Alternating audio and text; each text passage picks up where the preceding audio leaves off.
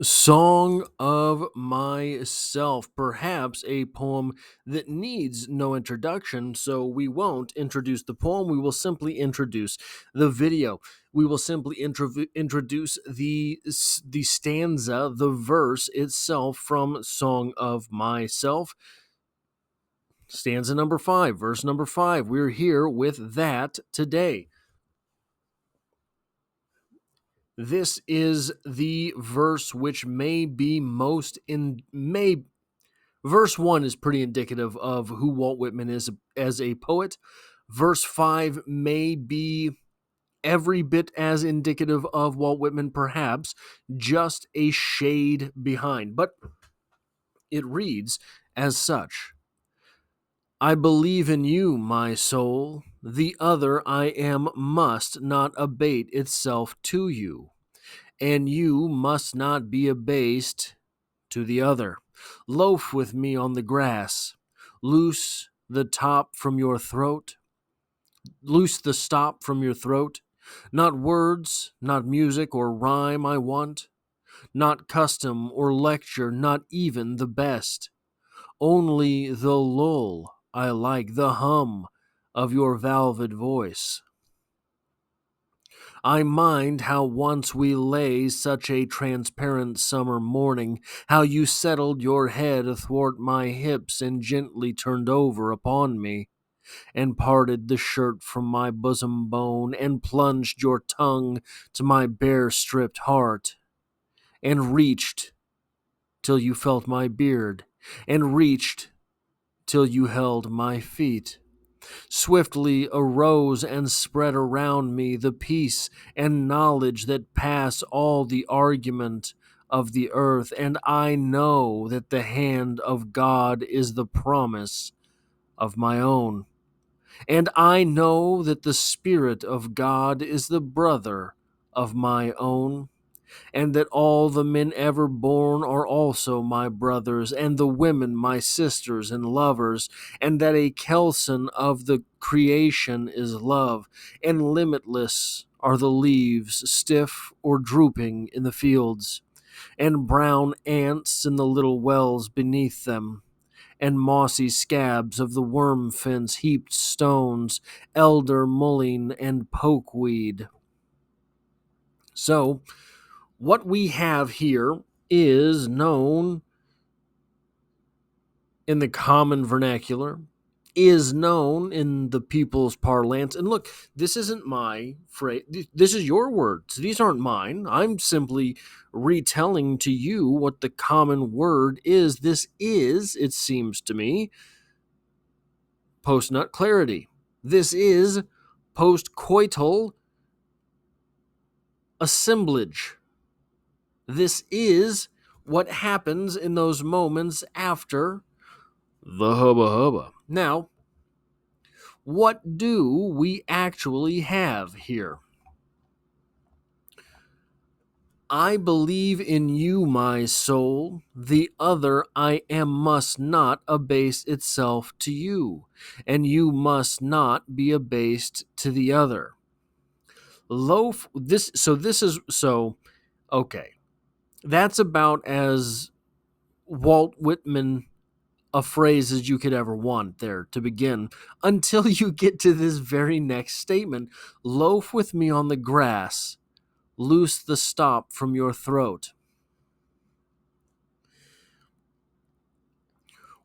What Whitman is often sort of reaching for is a closeness that is so one of the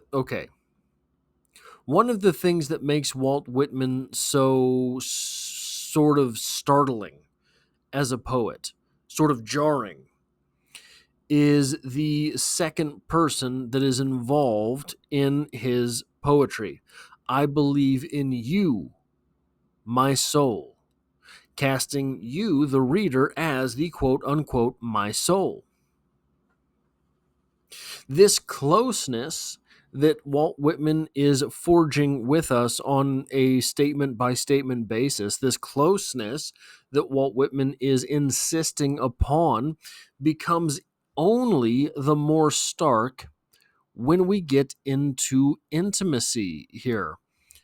How you settled your head athwart my hips and gently turned over upon me, and parted my shirt with from my bosom bone, and plunged your tongue to my bare stripped heart, and reached till you felt my beard, and reached till you held my feet.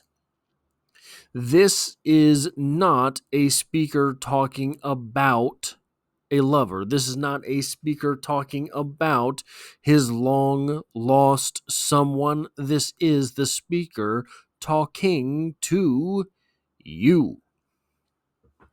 And you have to make of that what you will. Swiftly arose and spread around me the peace and knowledge that pass all the argument from the earth. And I know that the hand of God is the promise of my own. And I know that the Spirit of God is the brother of my own.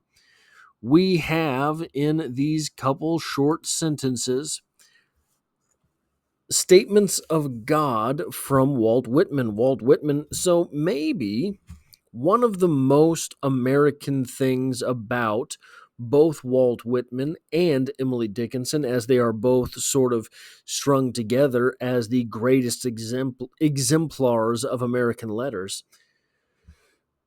both of them have very difficult relationships with God. Now, this may seem counterintuitive to what we know now as guns, gold, and glory, or God, gold, and glory, guns, gold, and God, all of the three G's of America. We know the United States as a particularly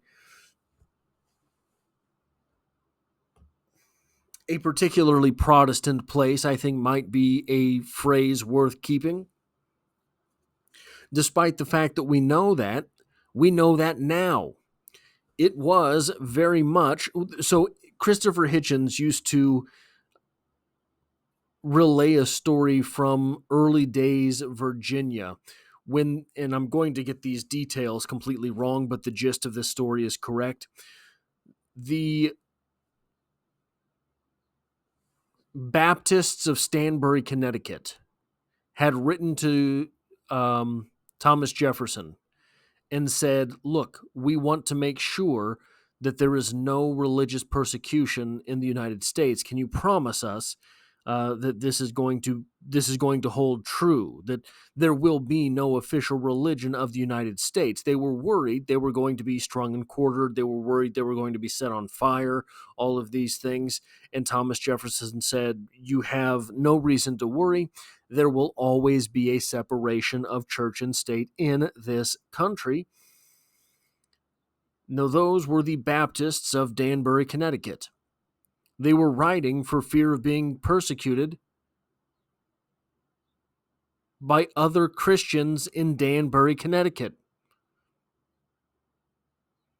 That is where we come from. That is where this nation springs forth from, the ideas of persecution. So, early America, early United States, one of the big Congregationalists, I think, of Danbury, Connecticut, were the other church. So one of the things that is quintessentially American about this relationship with God is that it is personal. Emily Dickinson seemed to waffle back and forth on whether or not she actually believed in a God, whether or not those teachings of the church were particularly prevalent in her life. And probably, like most people, some of them were and some of them weren't. From my experience with Walt Whitman, it is not quite as varied as Emily Dickinson. Walt Whitman seems to me, to be a more spiritual individual. And that is exactly what we get in this poem. We get a type of spirituality that leads us right through the end of this poem. And limitless are leaves stiff or drooping in the fields, and brown ants in the little wells beneath them, and mossy scabs in the worm fence, heaped stones, elder, mullein, and pokeweed.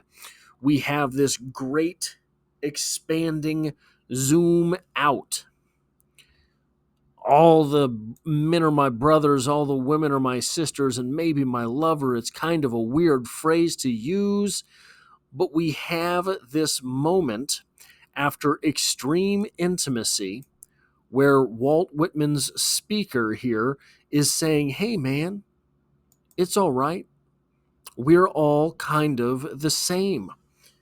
This existence in which we exist is confounding.